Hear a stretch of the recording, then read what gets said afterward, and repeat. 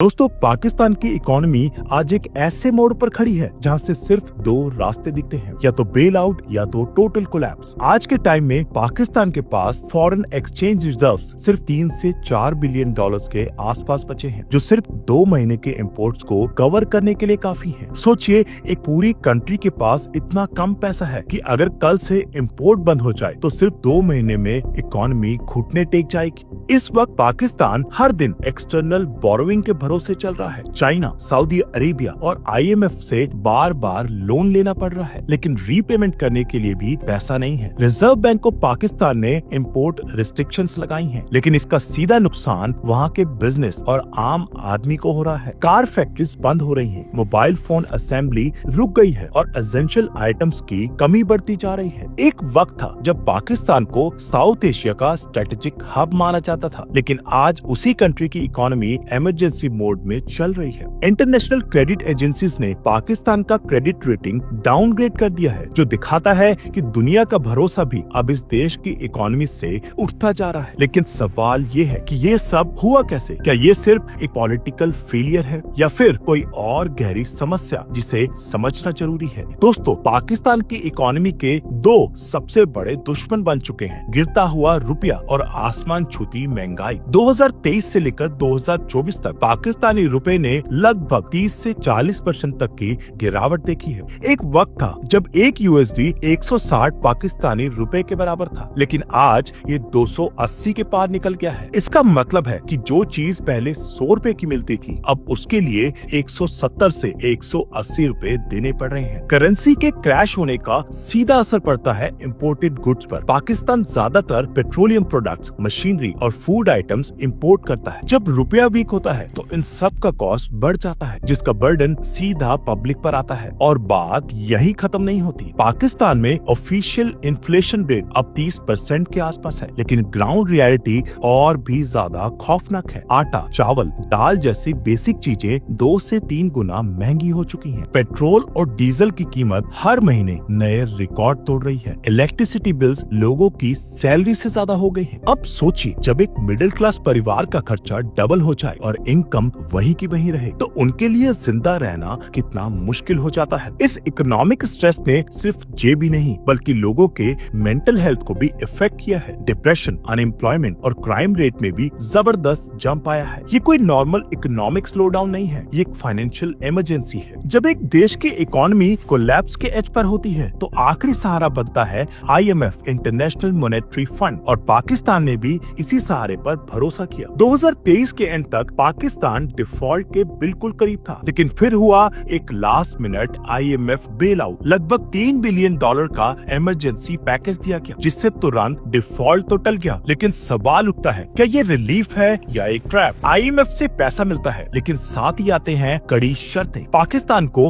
अपने फ्यूल और इलेक्ट्रिसिटी पर दिए जा रहे सब्सिडीज हटाने पड़े, टैक्स सिस्टम को स्ट्रिक्ट बनाना पड़ा। इसका मतलब पेट्रोल और बिजली और महंगी और आम आदमी की जेब और हल्की हो गई। सरकार ने नए टैक्सेस लगाए, इंपोर्ट्स और लग्जरीज पर ड्यूटीज बढ़ाई और पब्लिक सेक्टर रिफॉर्म्स किया। लेकिन इस IMF फॉर्मूला का एक नुकसान ये भी हुआ कि लोगों का दर्द और बढ़ गया। जो पैसा आया उससे रिजर्व्स तो बच गए, लेकिन ग्राउंड लेवल पर न बिजनेस रिवाइव हुआ, न जॉब्स वापस आई। क्रिटिक्स कहते हैं कि IMF की ये दवाई शॉर्ट टर्म में डिफॉल्ट तो रोकती है, लेकिन लॉन्ग टर्म में एक कंट्री को इकोनॉमिक स्लेवरी में डाल देती है। और पाकिस्तान पहले भी IMF के चक्कर में 20 बार जा चुका है। हर बार पैसा मिलता है, लेकिन इकोनॉमिक स्ट्रक्चर चेंज नहीं होता। जब इकोनॉमी गिरती है तो सबसे पहला झटका लगता है आम आदमी को, और पाकिस्तान में आज हर एक घर, हर एक बाजार और हर एक रोटी के टुकड़े में इकोनॉमिक क्राइसिस की मार दिख रही है। सब्जी, दाल, आटा जो पहले रोज का रूटीन था, वो अब लग्जरी बन गया है। आज पाकिस्तान में पेट्रोल की कीमत 300 PKR पर लीटर से ज्यादा हो चुकी है। बिजली के बिल इतने बढ़ गए हैं क्योंकि लोग बिल्स भरने के लिए लोन्स लेने पर मजबूर हो गए हैं। गरीब और मिडिल क्लास लोग सिर्फ इलेक्ट्रिसिटी बचाने के लिए रात में फैन और लाइट बंद करके सोते हैं। इसके अलावा लोड शेडिंग वापस जिंदगी का हिस्सा बन चुकी है।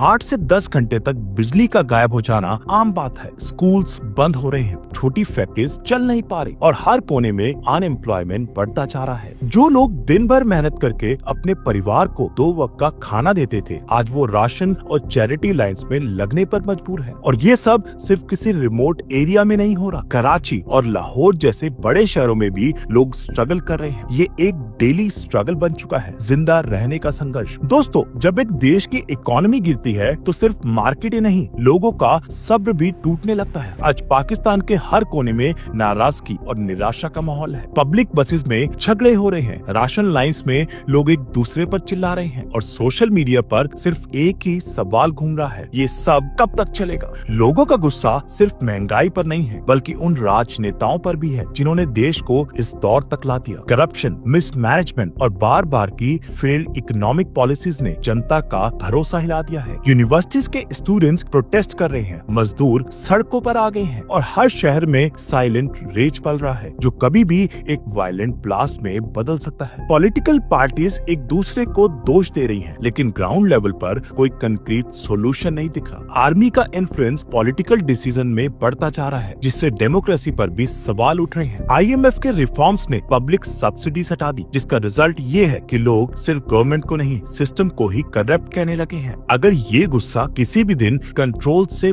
बाहर हो गया तो सिविल अनरेस्ट या रायट्स जैसी सिचुएशन भी बन सकती है। लेकिन असली सवाल ये है, ये सब का जड़ क्या है? दोस्तों, पाकिस्तान की आज की इकोनॉमिक क्राइसिस कोई एक दिन में नहीं आई है, ये सदियों से चले आ रहे गलत इकोनॉमिक स्ट्रक्चर्स का नतीजा है। सबसे पहला इशू है टैक्स बेस का नैरो होना। सिर्फ 1 से 2% लोग टैक्स देते हैं और सिस्टम इतना करप्ट है कि जो पैसा आता है वो भी गलत जगह चला जाता है। दूसरा इशू है इम्पोर्ट डिपेंडेंसी। हर चीज बाहर से आती है, पेट्रोल से लेकर दवाई तक, लेकिन एक्सपोर्ट्स काफी नहीं है। मैन्युफैक्चरिंग सेक्टर कमजोर है और लोकल प्रोडक्शन स्टेगनेंट है। तीसरा मेजर फ्लॉ है पॉलिसी इनकंसिस्टेंसी। हर नई सरकार पुरानी पॉलिसीज को बदल देती है, इन्वेस्टर्स को भरोसा नहीं होता और इकोनॉमी और ज्यादा अनस्टेबल हो जाती है। इंफ्रास्ट्रक्चर प्रोजेक्ट्स अधूरे छूट जाते हैं और प्लानिंग लॉन्ग टर्म के बजाय इलेक्शन बेस्ड होती है। और सबसे बड़ी प्रॉब्लम है गवर्नेंस और करप्शन। जब लीडर्स अपना ही बेनिफिट सोचें तो देश का भला कैसे हो? ये क्राइसिस सिर्फ एक इकोनॉमिक एक्सीडेंट नहीं है, ये सिस्टम फेलियर है।